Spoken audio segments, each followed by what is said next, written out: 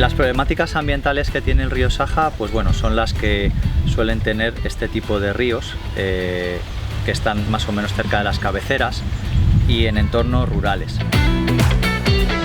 Una de las problemáticas que tenemos son los vertidos, es decir, la contaminación.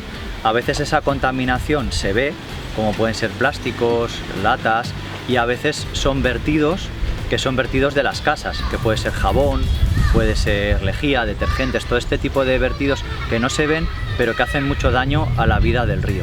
O a veces vertidos de particulares. Por ejemplo, hay veces que en fincas ganaderas se vierten los purines o se limpian las cisternas de los purines.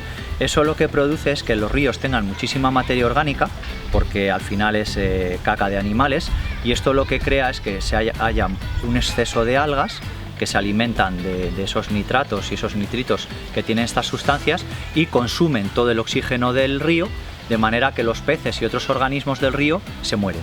Eso va a hacer que la trucha no pueda obtener alimento, que el mirlo acuático no pueda tener alimento. Si la trucha y otros animales no tienen alimento, pues la nutria no va a tener alimento, el cormorán no va a tener alimento y muchos otros organismos se van a ver comprometidos. Y muchas veces también nosotros, porque hay muchos lugares donde todavía pues, el agua de consumo humano se saca de pequeños arroyos o de afluentes de esos ríos. Si la calidad del agua no es adecuada, vamos a tener que gastar muchos más recursos en limpiarla o directamente no la vamos a poder utilizar.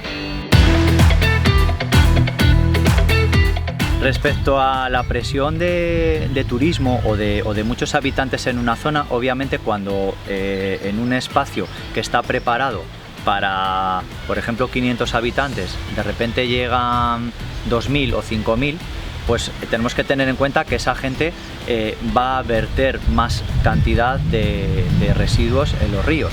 Muchas veces pueblos pequeños o municipios pequeños no tienen un sistema de depuración adecuado, o a veces ese sistema de depuración no está preparado para un exceso de vertidos. Entonces, al no tener capacidad, esos vertidos van a ir al río. Lógicamente siempre van a contaminar menos 10 personas que 100. Otro de los problemas que nos encontramos también es cuando edificamos o construimos muy cerca de lo que es la ribera del río, y sobre todo en zonas como la que nos encontramos ahora, que son las llanuras de inundación.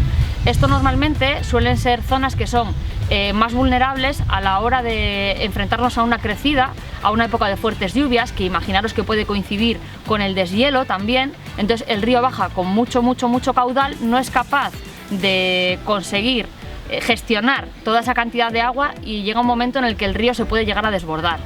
Esto también viene vinculado con la tala o la desaparición o la mala conservación de los bosques de ribera, que al final son una pantalla frente a todas esas crecidas, ¿vale? Entonces esto lo que ocurre es que si nosotros edificamos en estas zonas del río o estas zonas cercanas al río, pues se producen catástrofes naturales o bueno, catástrofes humanas que pueden realizar, pues eso, provocar bastantes daños al estar o al no tener en cuenta que estamos en una zona donde el río pues puede desbordarse. Cada vez los ríos bajan con menos agua porque los periodos de lluvia o son más escasos o las formas en las que se producen estos episodios son muy extremas. A veces puede que llueva más o menos la misma cantidad de agua durante el año, pero está concentrada en pocos días, de manera que hay muchas más inundaciones, porque cuando llueve en las cabeceras de los ríos, llueve muchísima cantidad de agua en pocas horas. Esa cantidad de agua es imposible que los ríos sean capaces de absorberlas o el propio monte, y baja torrencialmente desbordándose y arrastrando. Esto sí que ha ocurrido históricamente, pero con el cambio climático se está viendo que estos episodios son cada vez más frecuentes y luego largos periodos de mucha sequía. Los incendios forestales, que esta es una zona donde pues tenemos bastantes incendios en algunas épocas del año, además es una zona donde hay mucha pendiente, luego esas cenizas se lavan y acaban en el río. Ese es otro tipo de contaminación que podemos encontrar. Aparte de las más típicas, ¿no? De lo que podemos hablar de un vertido, o podemos hablar de la extracción de áridos o de la pérdida de la biodiversidad, que muchas veces vienen vinculadas con este tipo de actuaciones, También podríamos centrarnos un poco en cómo esto puede afectar a la presencia o ausencia de unas especies u otras. Por ejemplo, aquí en Cantabria es muy importante el salmón atlántico, es una especie bastante emblemática. Tradicionalmente siempre se ha pescado salmón en Cantabria y bueno, pues las características que tiene este río impiden que ahora mismo, a día de hoy, tengamos salmón atlántico. ¿Por qué? Pues principalmente cuando se ponen barreras en el río, pues como escolleras, como presas. Esto lo que hace es dificultar el retorno del salmón y luego aparte también pues la ausencia de unos caudales, digamos, normales, ¿no? Por así decirlo.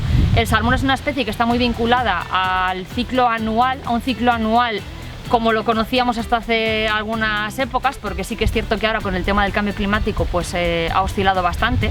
Entonces el salmón necesita mucho agua para poder remontar el río y siempre está condicionado a las épocas de mayor caudal, pues primavera y otoño, principalmente cuando se producen más lluvias. Entonces, cuando no tenemos mucha cantidad de agua en el río, esto lo que provoca es que el salmón no pueda retornar.